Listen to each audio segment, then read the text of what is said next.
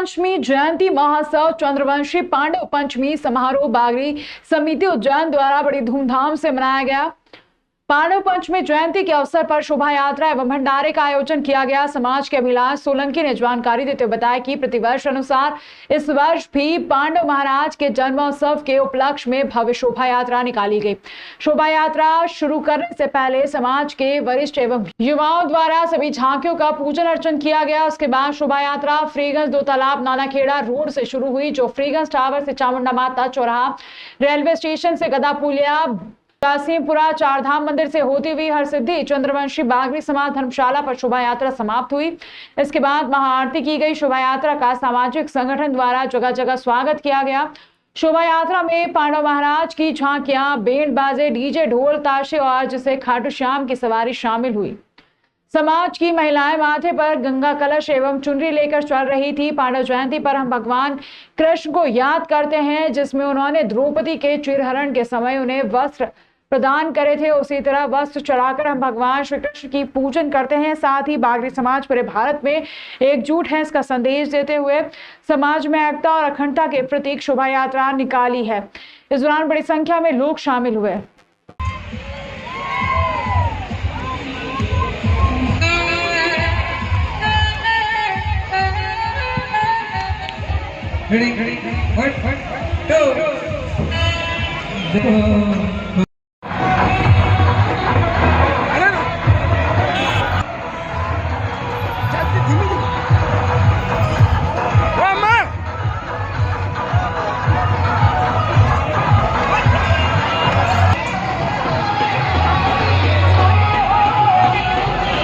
ये हमारे आराध्य देव पांडव पंचमी महोत्सव है, जो हमारे पांडव वंश के हम माने जाते हैं तथा इसमें हमारे वंशज के नाम से जाना जाता है, इसलिए हम बड़े धूमधाम से मना रहे हैं। तथा ये नानाखेड़ा दो तालाब से लेकर फ्रीगंज टावर से लेकर चामुंडा माता चौराहे से रेलवे स्टेशन से हम नरसिंह घाट पर पधार रहे हैं। वहाँ पर हमारा धर्मशाला बागरी समाज के धर्मशाला जो वहाँ पर समापन होगा, भोजन के साथ में सभा भी होगी और यह हमारे एकता का प्रतीक दिया गया है और समाज को एक जोड़ने का कार्य कर रहे हैं, क्योंकि हमारे समाज अभी टूटी हुई है, उसको जोड़ने का कार्य कर रहे हैं। क्योंकि युवाओं के द्वारा हमने जो कार्य किया है, ये मेरे दोस्त, मेरे साथी, मेरे भाई, इन लोगों की सहायता से और सभी गांव के लोगों ने हमें ये झांकियाँ और चुनरी यात्रा और महिलाएं बढ़ चढ़कर हिस्सा ले रही है और हमारा भाई भी बड़े खुश होकर उत्साह मना रहे हैं, क्योंकि ये पांडव जयंती हमारा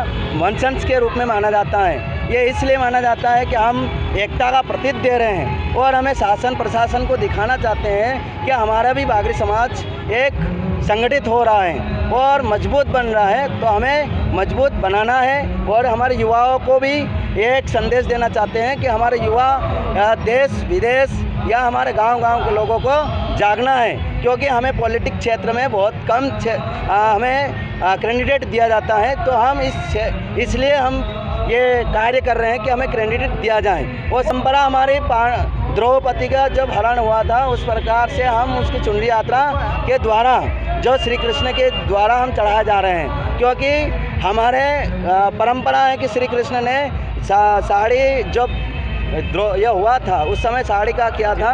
तो हमारे आराध्य देव और हम श्री कृष्ण के द्वारा हम ये चुनरी यात्रा माता जी को चढ़ाते हैं।